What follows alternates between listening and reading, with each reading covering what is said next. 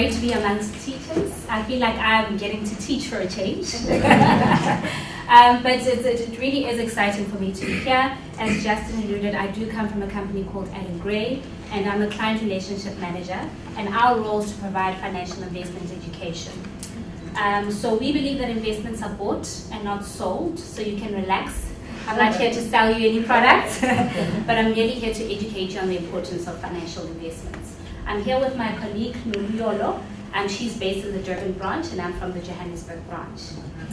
And when I think of teachers, because I'm a product of teachers, my mom and my dad were teachers. My dad is just retired and my mom is a district official now. But I just think about how tirelessly you always give to your students. And there's a quote that says teachers is the creator of many professions, right? And I came across this powerful quote that said, teaching is more than inspiring knowledge, it is inspiring change. And that's what you guys do on a day-to-day basis. And just while we're on the topic of creating a culture for reading, I often find that most educators don't take the time to educate themselves on investments. And so that's why we are here today, and that's why there's that beautiful and powerful synergy between Partners for Possibilities and Allen Gray. So just before I start with my presentation, I just thought I should give you a brief history of who we are. We're the largest privately investment management firm in South Africa. Was established in 1973 by Mr. Allen Gray himself. He is a CA by profession, and he qualified at Rhodes University. He later went overseas to work, and then he obtained his MBA with Harvard University, of which he obtained distinctions. I know teachers will like that. But we're also affiliated with our sister company called Orbis, who does exactly what we do this side, but on a global platform. We currently manage 539 billion assets at the moment. We have approximately 1,200 employees and 25 investment professionals. Now you may be wondering, why am I isolating the 25 investment professionals from the 1,200 employees? It will later make sense as I go on with my presentation. So we're really in the business of creating long-term wealth for our clients. This is a representation of our clients. We're trying really hard to fight the perception that Allen Gray is for the super rich and the elite, because that's not the case. Allen Gray is for individuals who are trying to invest for the future and build a legacy for themselves as well as their families. So anyone can invest with us, provided that you meet our minimum investment requirements.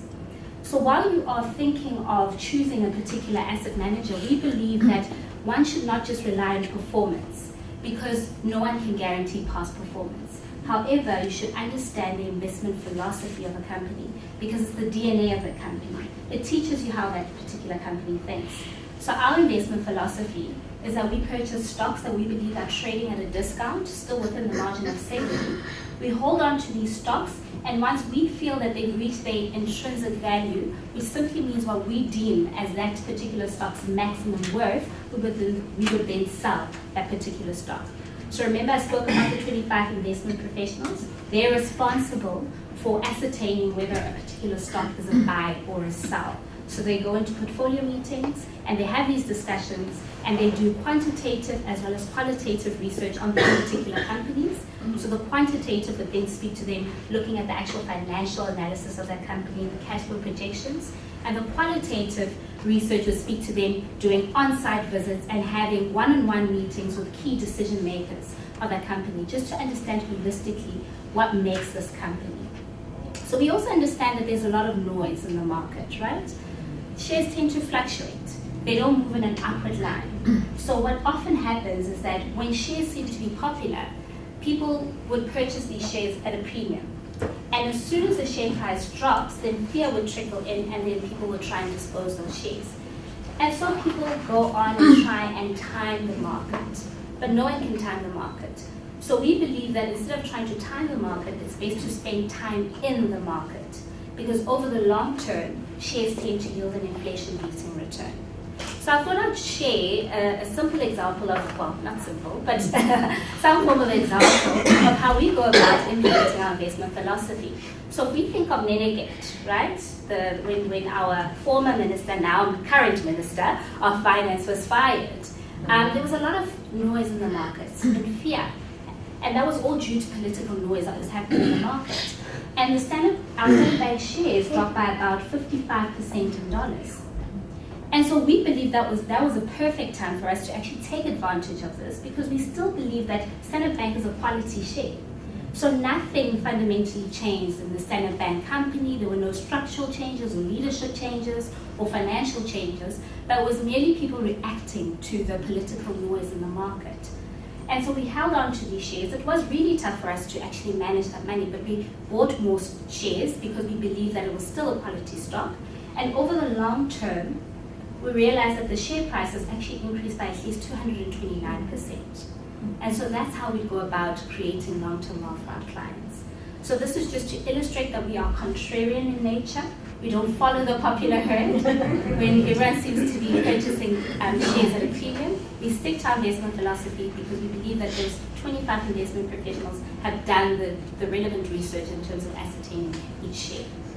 Which brings me to this very beautiful quote by Benjamin Franklin that says, "An investment in knowledge pays the best interest." An investment in knowledge pays the best interest. The reason why I say this is that often people think that this is an investment, right? Beautiful car. And while it's such a beautiful car, and I'm not saying that we shouldn't aspire to purchase this car, because one day I believe that I would love to purchase this car one day. But I'm very cognizant of living within my financial means. So even if a bank would suggest that yes, you can, but one needs to sit back and reflect and truly see whether they can afford this car. Because often we all know as soon as the car hits the ground, within the first year, the car's price would decrease between 30 to 33% in value due to depreciation. And over the years, as you go along, you'll see that after 5 years, there's a steady decrease. And in 5 years' time, you're actually sitting with a car that's worth 50% of its value. So I thought, well, what if I did a comparison between the car and if you took that money and put it in an investment? Now, of course, we all need cars, right? But we don't need to overinvest in a car. That's the point I'm trying to make. So if we did a similar exercise and put 100,000 Rand, and again, this red line would represent the car. First, within the first years, it's decreasing about 30%, and as we go down, it's lost its value by 50%. So you're sitting with a car of 50,000 Rand. But if you put this money in an investment, you see that there's a steady increase, right? Remember, it doesn't move in an upward line, but over the long term, it does. Investment do yield an inflation-beating return. So in 5 years' time, you'd be sitting with 160,000 Rand, which simply means you would have increased your value by 60% rather than losing it in a car by 50%. That's the real difference. Now I know that there's also a lot of distractions that are there, right? And yes, ma'am, I also have a shoe fetish. This is one of my biggest weaknesses, and I know I have to control it. So I have a simple test whenever I go to a shop, and I call it the debit card test. So if I can use my debit card, once all my debit orders have gone through, obviously, and I can purchase this particular shoe with my debit card, it simply tells me that I can afford this shoe. But if I have to tap into my credit card to simply have the shoe, then that's a red flag and alarm bell to tell me, Ole, not now, right? So it's very important for us to choose knowledge over feelings. And another thing that's also important is when you are wanting to invest or save, you should have a plan. Because your plan sets your foundation and it gives you a vision of where you'd like to go. And then the process speaks to how you go about implementing that plan. And then the final thing will be selecting that product. I believe it's important to have short, medium, and long-term plans. The short term would speak to emergency funds, right? It's like your get out of trouble bucket. And then your medium term funds would speak to like future events, so future purchases if you want to purchase your house or save towards a deposit towards that house. Those are your medium term goals. And then your long-term financial plans speak to your retirement planning and your estate planning. So it's like investment over a long time. And at Allan Gray, we do have financial funds that speak to your financial goals. So for instance, our money market fund is designed to yield a reputable return within a year. All our funds, the underlying assets are unit trusts, but primarily in the money market fund, it's money market instruments. So they're interest bearing. Right? So suited for someone who's looking to invest within a year. There's no volatility because there's no shares in the money market instruments. And then the stable fund is suited for someone who is a risk-averse investor and who would like to invest between 2 to 3 years. So within the stable fund, there's a basket of assets such as bonds, listed properties, money market instruments, and shares. And the share proportion in the stable fund is about 40%, right? And if you go into the balanced fund, which is suitable for someone who's looking to invest between 3 to 5 years, similar to the stable fund, with the basket of assets, but the share proportion in the balanced fund is about 75%. So it's got 75% of shares, the rest is split within bonds, listed properties, and money market instruments. So it's for a medium risk investor. Then the equity fund is for someone who's got a high risk appetite, would like to see a high return. So there's a lot of volatility there. It's predominantly in shares, about plus minus 90 to 94% in shares, and the rest is split between listed properties and money market instruments just to curb that volatility. So these are the funds, and the equity fund is suitable for someone who's looking to invest for 5 years plus. So you must have a long term, because remember I said that shares don't move in an upward line. There's a lot of volatility, but over the long term, they yield an inflation beating. They tend to yield an inflation beating return. Which brings me to this powerful quotation by Albert Einstein, which touches on the power of compounding interest. So it says, compound interest is the 8th wonder of the world. He who understands it earns it, and he who doesn't pays it. So you don't want to be on the other side when you're paying it. And I thought, let me show you a simple illustration based on our balance fund. So if we started with a debit order of 500 Rand, that would then depict this orange line over here. So if we started actively contributing 500 Rand in December 2007, if you started investing then, and put 500 Rand every month consistently for the first 5 years, and stopped contributing, because life happens sometimes, right? And you allowed your money to grow and enjoy the power of compounding interest. In 10 years' time, so that's December 2017, you would have earned about 73,565 just off 500 Rand. And if you did the same similar exercise, and that's the green line over here, and instead of investing 1,000 Rand every month, 500 rather every month, you put 1,000 Rand every month, active contributions for the first 5 years, and stopped, and allowed your money to grow and earn the interest, you'd be sitting with 147,130 Rand in 10 years' time. That's the power of compounding interest. And so it would go with 1,500, 2,000, 2,500 Rand. So I thought I'd share our ad.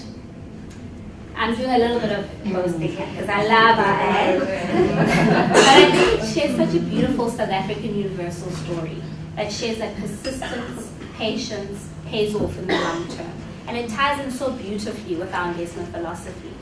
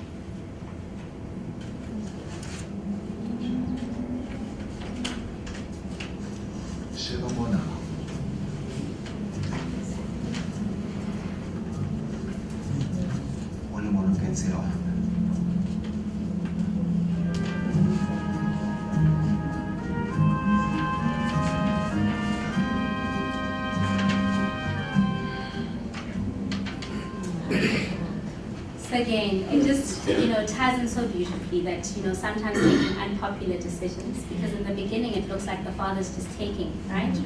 But then towards the end, you see that he's been saving that money for the son, and that's the mind shift that we're trying to instill. That long term, and when you're persistent and you have a long term mind frame, that it does pay off in the end. So with that said, thank you very much. Oh yes, I wanted to leave you with this powerful quote that says, "Someone is sitting in the shade today because someone planted a tree a long time ago," by Warren Buffett. I love this quote and I live by this quote. I have a 3.5-year-old daughter, and I'm very, very blessed that my mom and my dad, who are educators such as yourself, planted that seed of education. So my dream is to plant a seed of a legacy, financial legacy for my daughter. So I've opened a unit trust for her, which will be for her education as well as a retirement annuity for her. Now you may be asking, but that doesn't make sense because she'll only tap into it. I know your eyes are like, what? She'll only tap into it from age 55. But I understand the power of compounding interest. And remember that slide with 500 Rand every month, or just from 1,000 every month. So I just want to give her a head start, and when she starts working, she can then put some money into her investment. So with that said, thank you very much. I wish you all the best.